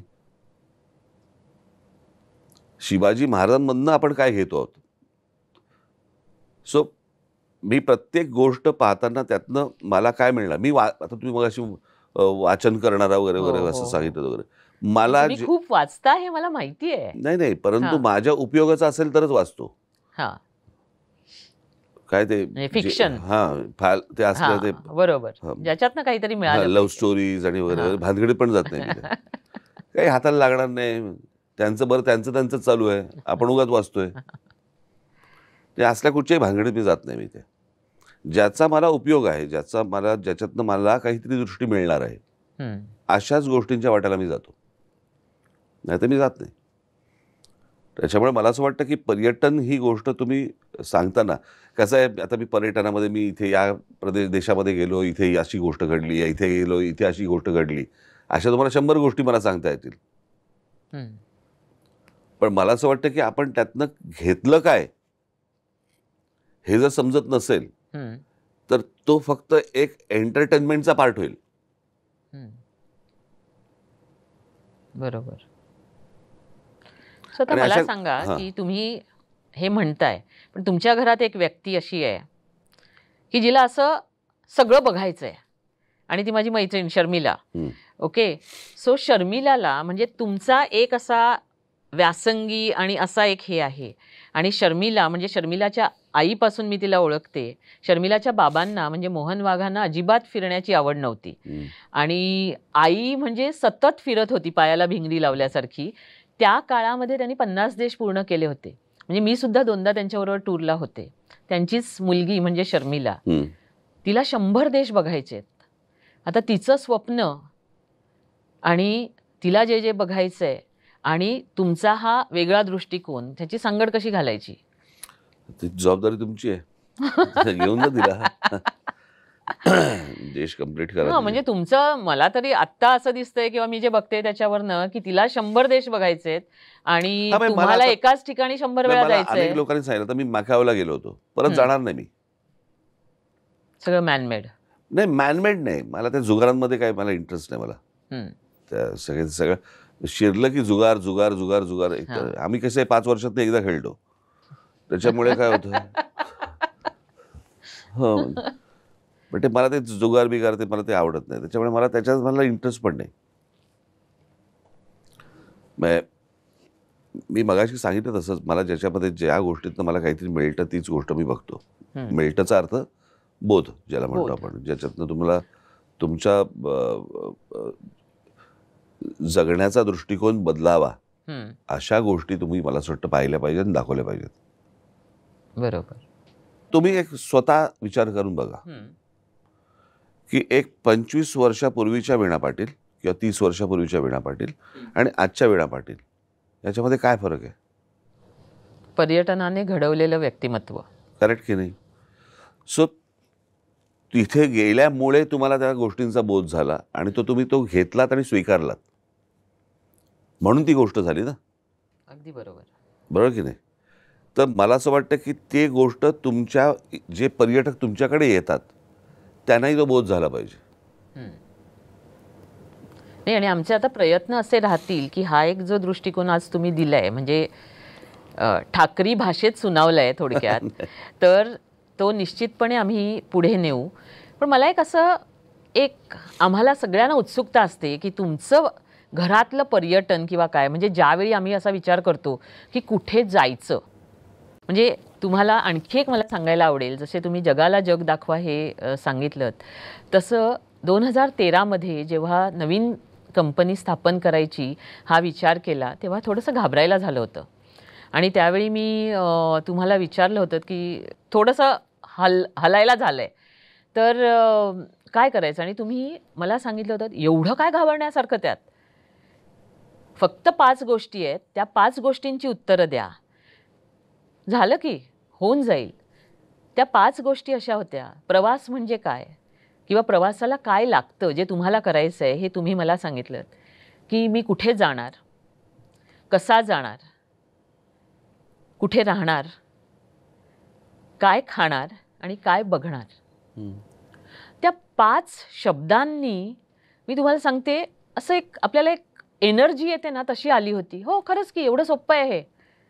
म्हणजे आम्ही ते करत होतो त्याच्या आधी सुद्धा, पण एवढ्या सिंपल शब्दांमध्ये ते मला दिसलं नव्हतं किंवा जाणवलं नव्हतं, ते तुम्ही सांगितलं. आणि आज 12 वर्षांनंतर आम्ही ही जी तुम्ही पंचसूत्री दिलेली आहे ती आमच्या ट्रेनिंगचा, जे बेसिक ट्रेनिंग असतं त्याचा भाग केलाय. कारण नवीन मुलं जेव्हा येतात तेव्हा ती जरा घाबरलेली असतात आणि त्यांना आम्ही त्याच शब्दात तसंच जसं तुम्ही सांगितलंय की हे करू नका, आणि हे करताना मग ते कसं चांगलं करता येईल ते करत राहा. तर आता कुठे जाणार हा एक जो शब्द असतो त्यातला किंवा एक विचार असतो, कुठे जाणार, तर नॉर्मली घरात आमच्या घरांमध्ये असं होतं की कोणाला माउंटन्सकडे जायचं असतं, कोणाला बीचवर जायचं असतं, कुणाला वाळवंट बघायला आवडतात, तर कुणाला हिस्ट्रीमध्ये जायला आवडतं. तुमच्या घरात त्याच्यावरनं अशी काही वादविवाद, चर्चा, होतात. भांडणं होतात? हो म्हणजे काय. आणि मग विटो कोण वापरतं? म्हणजे तुमचा आवाज बाहेर बुलंद आहे, आम्ही घाबरतो, पण तो घरात तेवढाच आहे की शर्मिला नाही मी विटो वापरते? नाही प्रश्न असा आहे ना की या सगळ्या याच्यामध्ये मला ते फार कॉम्प्लिकेटेड आवडत नाहीत गोष्टी. ओके. म्हणजे विजाला 2 महिने लागणार आहेत, मग अजून इकडे हे लागणार आहे, मग इथून फ्लाईट बदलून तिकडे जायचं आणि तिकडून फ्लाईट बदलून, मला ते जमत नाही. हम्म. मी त्यांना दरवेळेला सांगत असतो, एक देश करू आणि पूर्ण देश फिरू. आणि तो एक देश फक्त स्वित्झर्लंड असावा? नाही, कुठलाही कुठलाही चालेल. कुठलाही. म्हणजे समजा अमेरिकेला जायचंय, हम्म, तर अमेरिकेच्या ईस्ट बाजूचा हा वरचा पट्टा बघावा, हम्म. पुढच्या वेळेला जाऊ त्यावेळेला ईस्ट बाजूची हा मधला पट्टा बघावा. असं काहीतरी करून ते जायला पाहिजे, हम्म. तर तुम्ही ते नीट बघू शकता. मग आत्ता आम्ही गेलो होतो त्या ह्याला अलास्कन क्रूजला. आमचं खरं तर वेळ चुकली होती. म्हणजे असं काय मी त्याला क्रूज फारच सुंदर होती ती, कारण त्या तिकडे मराठी ते संमेलन होतं. हा, येस. आणि ती टूर तुमची खूप छान झाली हा, होती. तर तिथे जायचं होतं मला, हा. त्याच्यामुळे हा पुढचा प्रवास ठरला. म्हणून मी म्हणतो की मला तो थोडासा हे वाटलं की चुकीच्या वेळेला गेलो मी तिकडे हम्म. अलास्कन टूरला. पण पण अलास्कामध्ये काय आवडलं तुम्हाला? त्यांनी म्हणजे विचारलं, अलास्का कधी जाणार? म्हणजे अलास्का म्हणजे ते बेट जे रशियाने विकलं आणि आता ते कपाळाला हात लावून बसलेत की आपण हे काय करून बसलो, अमेरिकेला विकलं. हा भाई, पण- तसं त्या क्रूज हा. बंद काय फारसं आम्हाला काही कळलं नाही. ओके. अच्छा, म्हणजे तुम्ही लँडने प्रवास केलाच नाही तिथे? नाही, व्हँकुव्हरला होतो. ओके. व्हँकुव्हरवरनं त्या क्रूजनं गेलो आणि परत व्हँकुव्हरला आलो. अच्छा. त्याच्यामुळे तसं असं काही फार पण मग क्रूजवरचं जे एक पर्यटन आहे फार ते छान तुम्हाला आवडलं पर्यटन, हो, हो. की तुम्हाला असं क्लस्ट्रोफोबिक वाटलं की नाही. काय एकाच ठिकाणी राहायचं नाही, 8 दिवस? नाही तसं माझं नाही. मी मागे एकदा कॅरेबियन पण केली होती, ओके. क्रूज केली होती. ती पण छान होती. एकदा ऑस्ट्रेलियाला गेलो होतो मी, हम्म. आणि ऑस्ट्रेलियाला त्या सिडनी हार्बरच्या इकडे रात्री काहीतरी त्या छोट्या Showboat cruises, हा. डिनर क्रूज असतात ना त्या. बरोबर. बरं, आमचे एक मित्र आहेत संजय मोने, त्यांच्या भाषेत सांगायचं झालं हम्म. तर मी दाढी करताना पण टायर बांधतो. त्याचा अर्थ स्विमिंग येत नाही ते. स्विमिंग येत नाही. तर ते त्या बोटीवरती गेलो आणि मग ते सगळी टेबलं बिबलं अशी सगळी ती मांडली होती ती, आणि मग त्या बोटीने धक्का सोडला. हम्म. पाणीच पाणी चहूकडे असं लांब मला सिडनी जाताना दिसतंय. मग मी येऊन त्या रेस्टॉरंटमध्ये बसलो. एक ती बया आली कोणतरी तिथे गाणं गायला. माझ्याच वाटेला काय येतात मला कळत नाहीत. तिने टायटॅनिकचं गाणं सुरू केलं, म्हणाले. बरं, ती काही जागा आहे का मला जरा सांगा. ही आधीच तुमच्या पोटात खड्डा. आधीच ते पाणी आजूबाजूला, त्याच्यात ती टायटॅनिकचं गाणं म्हणते. का म्हणते बरं, तुला काय हीच वेळ मिळाली? हे असल्या काही गोष्टी ज्या म्हणजे असतात. तो प्रवास म्हणजे पॅनिक झाला होता तुम्ही? पॅनिक म्हणजे काय, मला काहीच नाही, काहीच करता येईना मला. मग आल्यानंतर मी म्हटलं, तू आता काही गाणी म्हण. पण ते असे काहीतरी प्रसंग घडतात. अच्छा. म्हणजे एवढी तुम्हाला पाण्याची भीती वाटते आणि तरीही तुम्ही पाण्याची अलास्का क्रूज- भीती नाही वाटत. भीती नाही, पण बघा, 5 फूट 8-8.5 इंचाच्या पलीकडे माझ्यासाठी सगळं डीप आहे.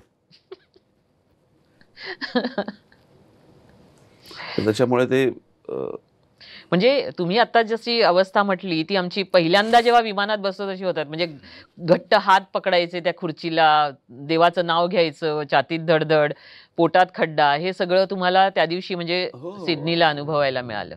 तुम्ही एक माउंट कुकच्या कॉटेजमध्ये पण गेला होतात ह्याला. फार सुंदर आहे. हा. तिथे तुम्ही म्हणालात की तिथे तुम्हाला तो मॅप असा दिसला होता कम्प्लीट, कॅप्टन कुक. ऑस्ट्रेलियाला कसं आलं? ते कॅप्टन कुकचं काहीतरी ते घर, तिथे गेलो. हो. आणि तिथे ते दरवेळेला ते त्यांची एक पद्धत आहे ती, ते सगळं बघून आलात की त्याचा एंड सॉव्हिनियर शॉपमध्ये होता. शॉपमध्ये. आणि मी असं त्या सॉव्हिनियर शॉपमध्ये आलो आणि असं बघितलं मागच्या बाजूला असाच नाही, एवढा मोठा नव्हता पण ह्याच्यापेक्षा थोडा असा वर्ल्ड मॅप होता. आणि इतक्यात एक लहान चिल्ल्या पोरींची छान अशी छोट्या छोट्या पोरी होत्या, त्याची ट्रीप आली होती आणि त्यांचा चिवचिवाट सगळा चालू होता त्या पोरींचा. मग त्यांच्या 2 मास्तरणी आल्या. मग मी जरा अजून थोडा अलर्ट झालो. त्या मॅपच्या इकडे 3 नॉब्स ठेवले होते. मला तोपर्यंत लक्ष नव्हतं गेलं माझं. मी त्या मुलींकडे बघत होतो, बायांकडे लक्ष कमी होतं. मग त्यातल्या एका बाईने त्या आल्यावरती त्या मुली त्या गप्प झाल्या. मग त्यातल्या एका बाईने तिला एक नॉब दाबायला सांगितलं. तो नॉब दाबल्यावरती माझ्या लक्षात आलं की त्या मॅपवरती एक लाईन आहे दिव्यांची. मग ती दिव्यांची लाईन लागली. मग त्या मुलीने बाईने समजून सांगितलं की कॅप्टन कुक पहिला इथून निघाला, असा असा निघाला, असा असा निघाला, ह्या देशातनं गेला, इकडून गेला, इकडून गेला, इकडून गेला, त्याच्या हाताला काय लागलं नाही. मग दुसरीला सांगितलं तू एक नॉब दाब. तिने दाबलं. मग दुसरी एक लाईन आली. मग कॅप्टन कुक परत त्यांनी हा प्रवास सुरू केला, असं गेला, असं गेला, असं गेला, हाताला काय लागलं नाही. मग तिसरीला सांगितलं, मग तिने दाबलं. मग तिसरी लाईन आल्यावर तिला सांगितलं की मग कॅप्टन कुकने असा असा त्याचा मार्ग बदलला आणि बदलत बदलत बदलत गेला आणि ऑस्ट्रेलिया या जमिनीचा भागाचा शोध लागला. तो हा कॅप्टन कुक. त्या मुली विसरतील का हो? हा इतिहास तिने भूगोलातनं सांगितला. क्या बात आहे. म्हणजे तुम्ही मगाशी जे म्हणालात की आपल्या शाळांमध्ये काय असायला हवं तर हे असं असायला हवं. पाहिजे. शिवाजी महाराज, रामायण, महाभारत, छत्रपती शिवाजी सगळं. महाराज हां, पन्हाळगडावरनं निघाले आणि विशाळगडावरती पोहोचले. म्हणजे कुठून निघाले आणि कुठे पोहोचले हे सांगायला नको का तुम्हाला भूगोलामध्ये दाखवून? कारण ते जर दाखवाल तर ते किती कठीण आहे हे त्या मुलांना कळेल आणि आयुष्यात विसरू शकणार नाहीत. बरोबर.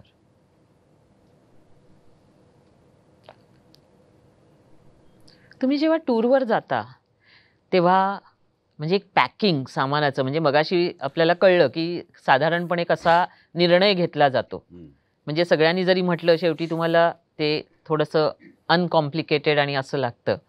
सो तुम्ही ज्यावेळी निघता पर्यटनाला तुमच्या बॅगांमध्ये अशा काय 5-6 गोष्टी असतात की ज्या असतातच आणि त्या तुम्हाला लागतातच कपड्यांव्यतिरिक्त?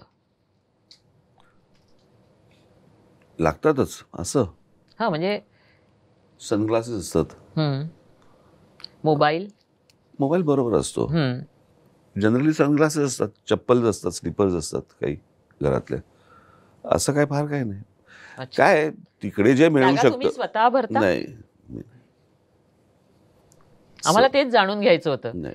की तुम्ही जेव्हा पर्यटनाला निघता तर बॅगा कोण शर्मिला भरतं? शर्मिला शर्मिला ताई ज्यावेळी तुमच्याबरोबर टूरवर असतात, कधी असं लंडनमध्ये तुम्ही गेलाय, तुमच्या चालण्यामध्ये जेव्हा तुम्ही पुस्तकांची दुकानं वगैरे करताय, कधीतरी एखादं टिफनी दिसलं असेल किंवा आणखी काय दिसलं असेल, तिथे तुम्ही जाऊन काही एखादी गोष्ट खरेदी केली आहे शर्मिलासाठी आणि आणून अशी रोमॅन्टिक तऱ्हेने तिला दिली आहे? नाही नाही असं काही नाही असं तुमच्यात काही घडत? नाही, घडतच नाही नाही नाही. हे फक्त आम्ही बॉलिवूडमध्येच बघायचं. कारण मला ते काय असतं, हे काय आणलंस परत करू दे जा पहिलं.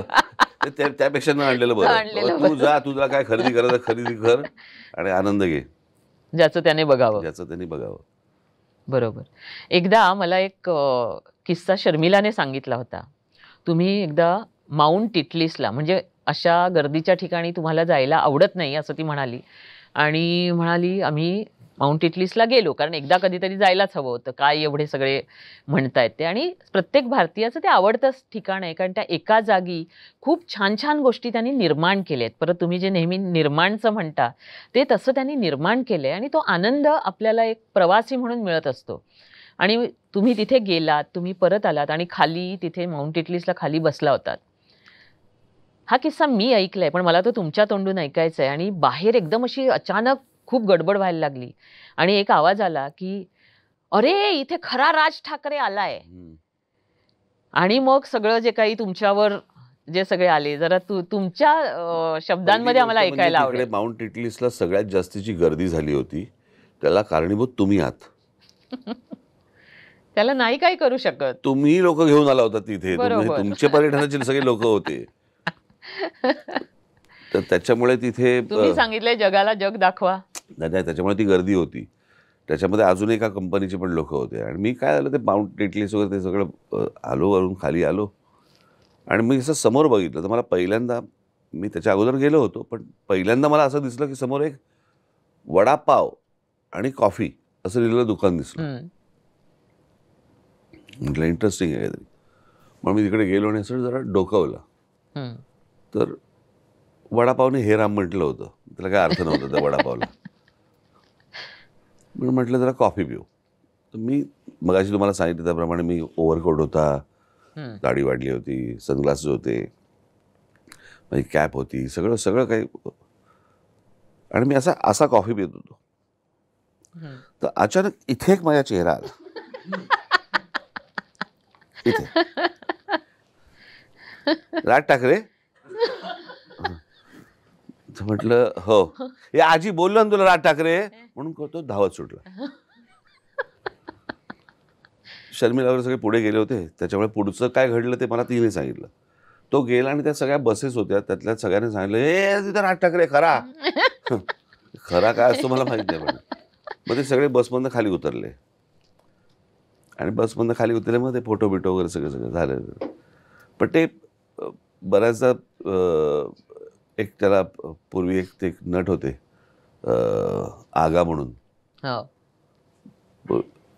त्यांचा एक तो एक फार छान लुक असायचा, त्याला डबल लुक म्हणतात. म्हणजे असं समजा तुमच्याकडे बघितलं की असे एक डबल लुक असायचा ना, तो तसे बऱ्याचदा होतात आणि मी दुर्लक्ष करतो की हाच नाही नसेल, मी पुढे जातो. पण ते त्या गोष्टी होतात. पण लंडनच्या रस्त्यावर पण तुम्हाला असे खूपदा भेटतात. एकदा एका सरदारजीने विचारलं होतं आप सच्ची में हो क्या. वाईट नाही वाटत, चांगलीच गोष्ट वाटते. देश विदेशातले कुठले कुठले लोक भेटत असतात, ते काय असं मी काय टाळत नाही ते गोष्टी. पण मला मनातला आनंद होतच असेल ना साहेब, की आपल्याला एवढी मंडळी ओळखतात. कारण आता तुम्हाला तो त्रास जास्त होतोय. त्रास नाही मी म्हणणार, हे लोकांचं प्रेम आहे, पण बाहेर गेलात की तुम्हाला लंडनच्या रस्त्यावर म्हणा किंवा इव्हन बाहेर कुठे गेलो तर मी बेंचवर झोपतो. खरं हो, एकटा. आणि मी बेंचवर बसून माउंटन्स कडे खूपदा बघत असते. बघतो, मग कधी झालं तर वाटलं तर झोपतो.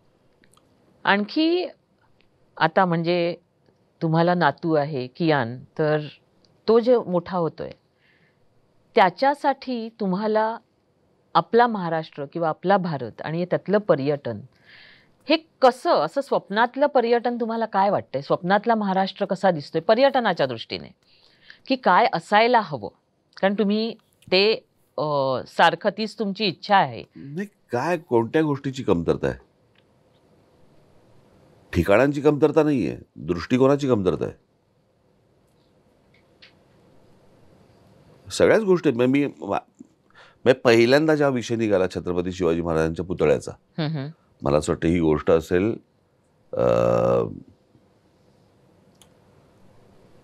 2007 वगैरे असेल. त्यावेळेला त्या पुतळ्याला म्हणजे महाराजांचा पुतळा म्हणून विरोध नाही, संबंधच येत नाही त्या विषयाचा. माझं आजही तेच म्हणणं आहे, पुतळे बंद करा. ओके. छत्रपती शिवाजी महाराजांचं खरं स्मारक हे मी तेव्हापासून सांगतोय, तोपर्यंत कोणी बोलत नव्हतं. हे गडकिल्ले आहेत, त्याचं संवर्धन करूया, ते जपा, ते लोकांना दाखवा, ते मुलांना दाखवा, त्यातनं इतिहास सांगा. पुतळ्यांमध्ये काय मिळणार तुम्हाला?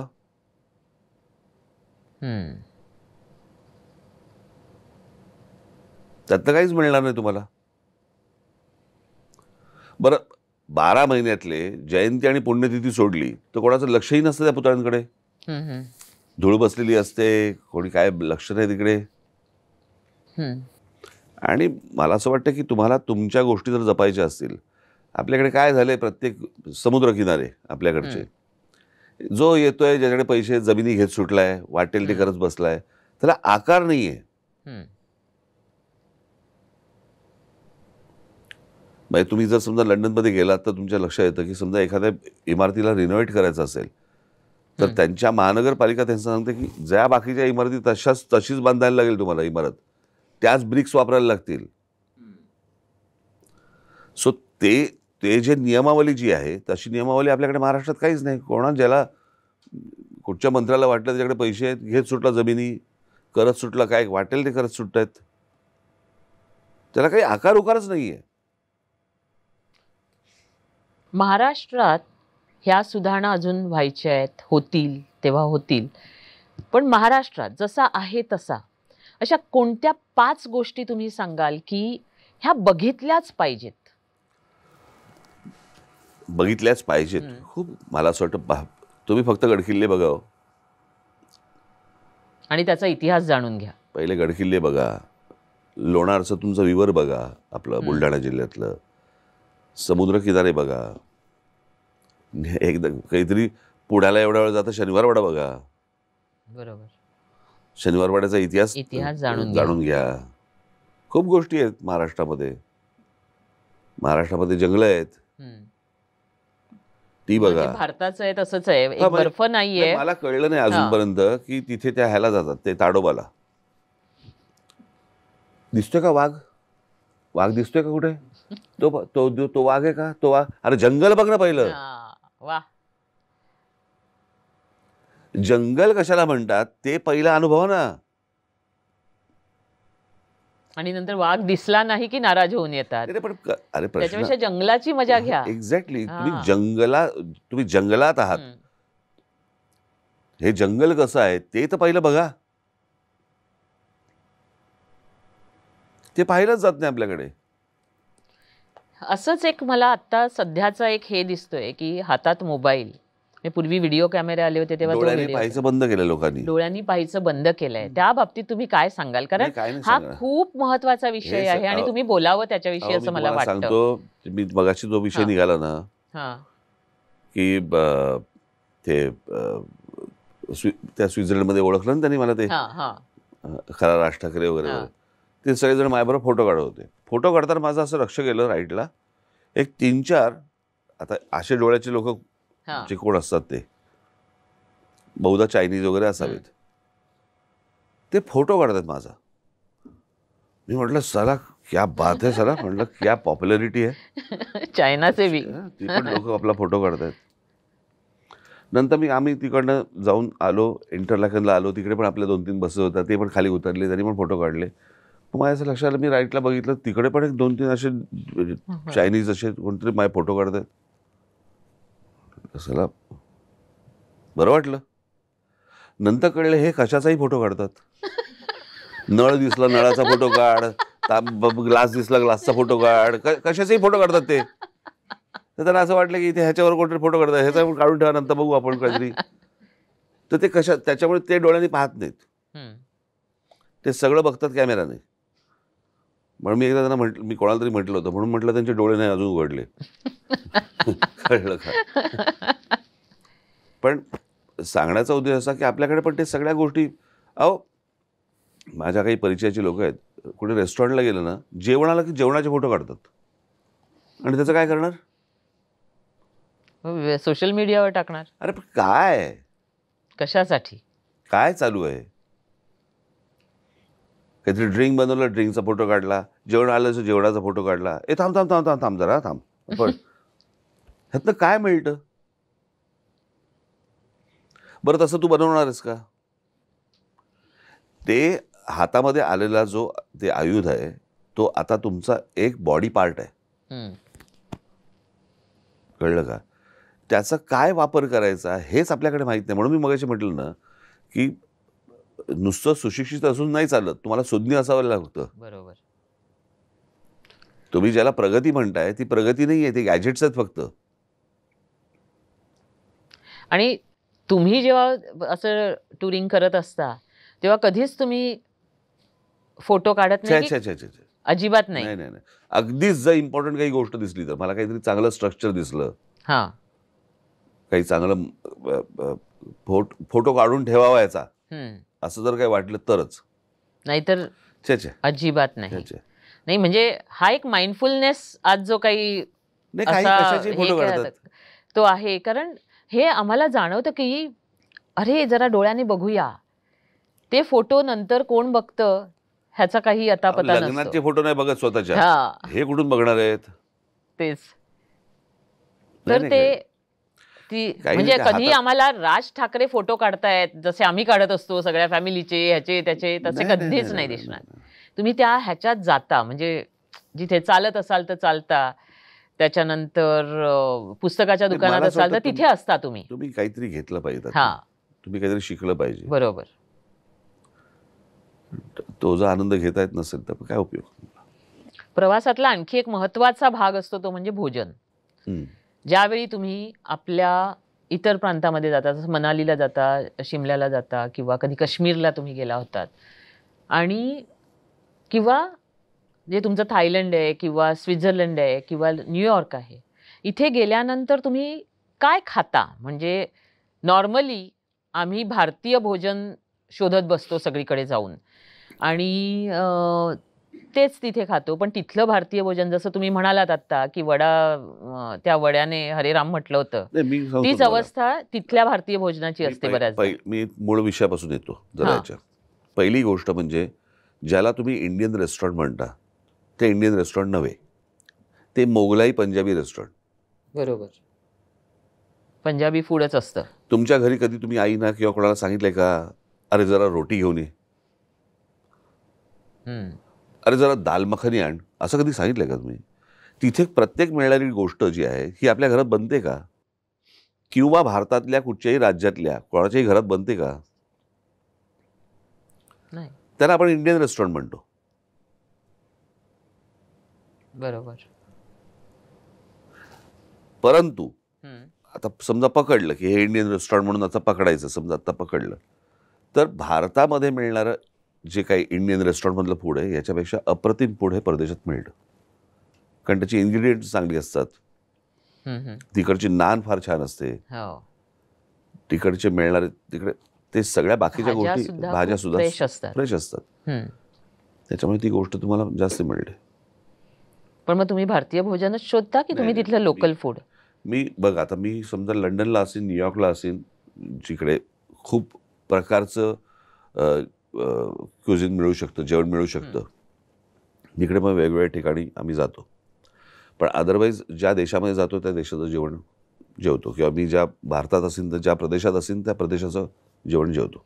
पण मग शर्मिला किंवा अमित ह्यांना सुद्धा हे जेवण आवडतं की माझी काही कोणावर जबरदस्ती नाही. जबरदस्ती नाही? तुम्हाला जे वाटेल आवडेल ते करा. Very nice. आणि असे काय लोकल पदार्थ तुम्हाला आठवतात की तुम्ही कधी इटलीला गेला होता, तिथला एखादा छानसा पदार्थ, असं काहीतरी आठवतंय का तुम्हाला? की किंवा इथे मी जातो, लंडनला तर तुम्ही खूप वेळा जाता, किंवा स्वित्झर्लंडला, मी तुम्हाला तिथे काय खाता? सिंगापूरच्या एका रेस्टॉरंटची गोष्ट सांगेन मी तुम्हाला. मला ती गोष्ट वेगळी नाविन्यपूर्ण अशी मला ती वाटली. आणि मला असं वाटतं तुम्ही जेव्हा पर्यटक ज्यावेळेला घेऊन जाता त्यावेळेला पर्यटकांना तुम्ही तिकडे घेऊन गेलं पाहिजे, असं माझं मत आहे. एक रेस्टॉरंट आहे, तुम्हाला मी नाव पाठवीन त्याचं.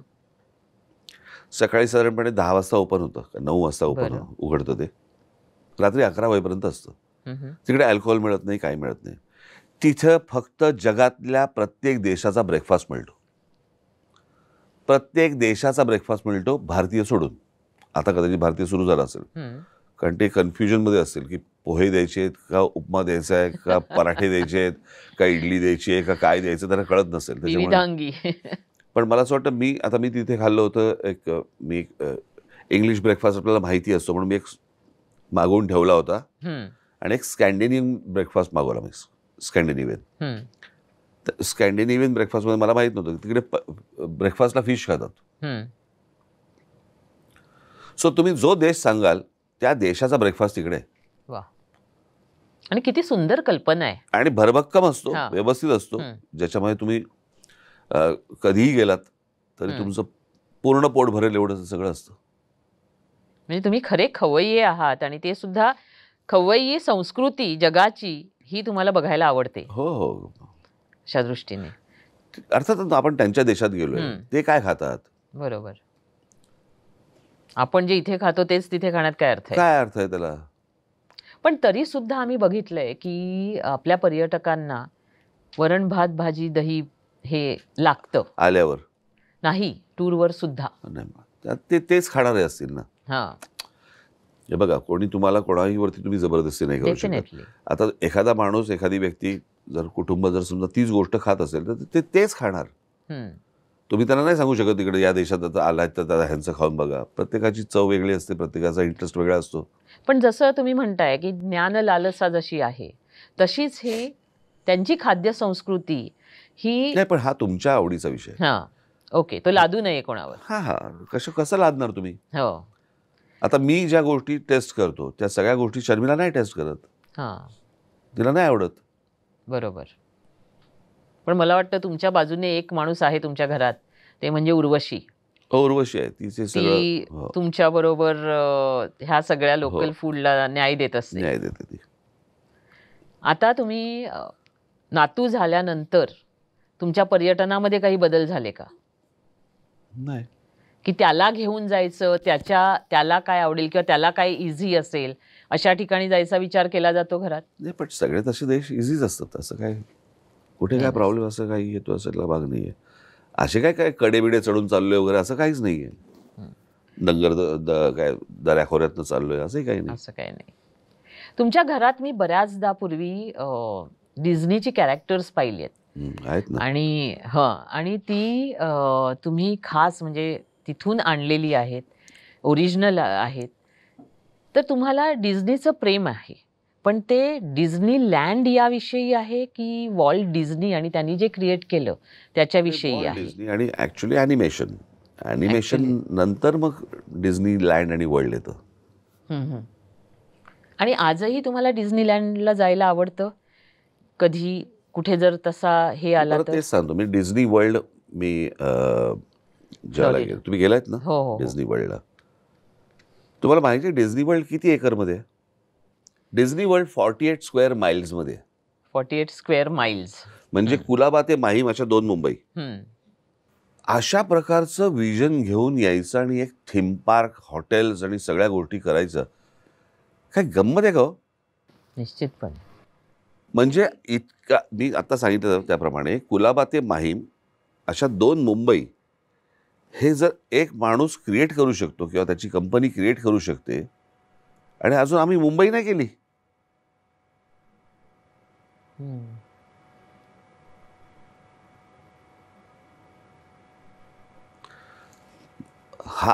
हा तो दृष्टिकोन आहे. तो हे पाहणं गरजेचं आहे, हे सांगणं गरजेचं आहे.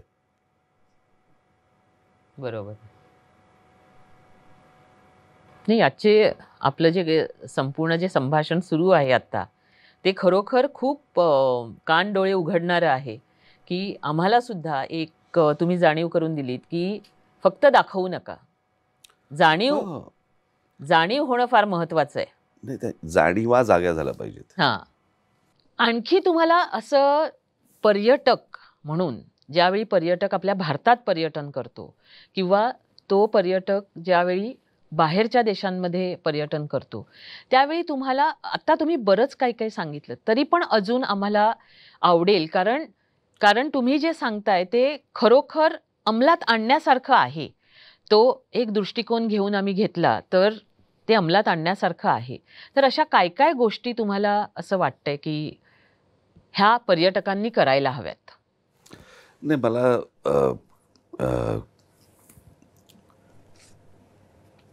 काय प्रत्येकाच्या आवडीनिवडीवरती सगळ्या गोष्टी अवलंबून असतात. मी काहीतरी सांगायचं की हे करा आणि ते करा, त्याला काय लॉजिक नाही आहे. कदाचित तिथे फिरत असताना तुम्हालाही लोक विचारत असतील की कोणी ज्याला एक एक्स्ट्रा क्युरिओसिटी असेल एखाद्या गोष्टीबद्दलची, तो तुम्हाला येऊन विचारत असेल की ह्या गोष्टी काय आहेत. तेच तो दुसरा माणूस विचारणार नाही. सो हे खूप वैयक्तिक स्वरूपाचं आहे. हे काय तुम्ही सरसकट, ही काय शाळा नव्हे की तुम्ही सगळ्यांना एकच धडा शिकवताय. प्रत्येकाचा दृष्टिकोन आहे. प्रत्येकजण आपापल्या स्पेसमध्ये तिकडे फिरायला आलाय. त्याची स्वतःची एक बाजू आहे. सो सगळ्यांना तुम्ही एक सरसकट नाही सांगू शकत या गोष्टी. मगाशी मी गमतीत बोललो की मला त्यांना दाखवायला आवडेल, बोलायला आवडेल. कारण काही जणांना नाही आवडणार ऐकायला, बरोबर, काही जणांना आवडेल. सो असं व्यक्ती तितक्या प्रवृत्ती. हां, त्याला तुम्ही काही नाही करू शकत. म्हणजे जसं तुम्ही मगाशी खाण्यापिण्याचं बोललो आपण, की कोणाला लोकल फूड आवडेल, कोणाला नाही आवडणार, त्याला तुम्ही काय जबरदस्ती थोडी देणार आहात. उत्तम संगीतकार श्रीकांतजी ठाकरे किंवा माननीय बाळासाहेब ठाकरे यांच्यासोबत कधी असा छोटा मोठा प्रवास तुम्ही केला होतात? खूप. खूप. आणि मग काय त्याच्या म्हणजे कसा असायचा तो प्रवास? त्याच्यातनं तुम्ही काय काय शिकत गेलात? नाही, त्याच्यातनं काही शिकत नाही गेलो. ते घडत गेलात? मजा अच्छा. या लेवल लहानपणीच जास्ती फिरलोय असं काय. हम्म. आम्हाला काय असायचं, आमच्या मार्मिकमुळे ना, हम्म. मार्मिक आमचा गुरुवारी पब्लिश व्हायचं. तर गुरुवार, शुक्रवार, शनिवार, रविवार असे 4 दिवस मिळायचे जे फ्री असायचे. परत सोमवारपासून सुरू व्हायचं व्यंगचित्र आणि मग संपादकीय आणि मग ते सगळं काढणं. सो सोमवार, मंगळवार, बुधवार, गुरुवार, गुरुवारी बाहेर पडत 4 दिवस मिळायचे. आम्ही लहानपणापासून सगळी भावंडं आणि ताई, उद्धव, जयदेव, बिंदा, आम्ही सगळेजण आम्हाला बसवायचे आणि मग त्याला सांगायचे की यावेळेला आपण काश्मीरला जायचं. कोणतरी मनोहर जोशी किंवा सुधीर भाऊ कोणतरी जाऊन आलेले असायचे. मग त्यांच्या स्टोऱ्या ऐकायच्या, गोष्टी ऐकायच्या. मग आमचं ठरायचं की आता यावेळेला कुठेतरी शिमला, यावेळेला कुठेतरी कुलू मनाली, यावेळेला कुठेतरी काश्मीरला जायचं. आणि मग आमची स्वप्न सगळी रंगायची. आणि हे व्हायचं फक्त ते 4 दिवस मे महिन्यातच. आणि मग हे सगळी स्वप्न रंगवल्यावरती लक्षात यायचं की आम्ही 4 दिवस खंडाळ्याला गेलोय, 4 दिवस पुण्याला गेलोय कुठेतरी, कधीतरी एका वर्षी कुठेतरी, मग महाबळेश्वरलाच गेलोय. तेवढंच व्हायचं. हो. पण म्हणजे असा मोठा प्रवास त्यांच्याबरोबर कधी झालाच नाही? पुणा, लोणावळा, खंडाळा, महाबळेश्वर. त्यांना आवड नव्हती? वेळच प्रवासाची नव्हती. की वेळच नव्हता? वेळच नव्हता. वेळच नव्हता. हे हल्लीसारखं नाही आहे ना, तेव्हा काही नसायचंच ना. तेवढं प्रवासाचं हे वेळ नव्हतंच. आणि असं काहीतरी त्यावेळेला इतक्या फॅसिलिटीज आणि इतक्या काही गोष्टी अशा काही नव्हतंच ना त्यावेळेला. आणखी एक शेवटचा प्रश्न. आपण सगळं अनेक गोष्टी परदेशाविषयी चांगल्या बोललो आणि सगळं चांगलं केलं. अशा काय गोष्टी आहेत की ज्या परदेशातल्या नाही आवडत तुम्हाला? नाही आवडत? हां. आणि तुम्ही अगदी जाहीररित्या त्याबद्दल बोललेला आहात एका व्हिडिओमध्ये. एक क्लू देते. Toilet paper. ते सवयीचा भाग आहे ना, परत तो आपल्या सवयीचा भाग आहे तो आपल्या. त्याचा बाबा भयंकर त्रास होतो त्या सगळ्या गोष्टींचा. ते कसं करतात, काय करतात ते त्यांचं. म्हणजे तो म्हणजे पेपर माफी आहे म्हणून आहे की काय आहे मला कळत नाही. कारण मी पण ह्याच्यावर एकदा बऱ्याच वर्षांपूर्वी लिहिलं होतं की का म्हणजे सगळ्या देशांमध्ये आता ते अडॉप्ट होतंय जेट स्प्रे, पण तिथे होत नाही आणि जे हायजिनिकही नाही. हा, पण आता इतकी वर्ष ते जगले, इतकी वर्ष ते मोठे झाले, आपल्यापेक्षा पुढे गेले. आपल्या तोंडाला पानं पुसली पण त्यांनी पेपरच पुसला. त्याच्यामुळे ते बरं कसं आहे, मला असं वाटतं त्यांचा पेपर बघण्यापेक्षा त्यांनी पेपर पुसून केलेली प्रगती जर समजा बघितली आपण, तर पेपर ही खूप दुय्यम गोष्ट आहे. दुय्यम गोष्ट होऊन जाते. तुम्ही आज आलात त्याबद्दल खूप खूप बरं वाटलं आणि छान कानपिचक्या दिल्यात आम्हाला. अरे मी तुम्हाला नाही कानपिचक्या नाही द्यायलाच हव्यात, कारण मला मी ह्याच्याकडे कसं बघतो तेवढं सांगितलं. बरोबर. Around the world with Raj Thackeray हा आजचा एपिसोड, अगदी पहिला एपिसोड या अराउंड द वर्ल्ड पॉडकास्ट सिरीजचा अतिशय चांगला गेला. आम्हाला खूप शिकायला मिळालं. आमच्या पर्यटकांना सुद्धा खूप काही यातनं मिळेल ह्याची खात्री आहे.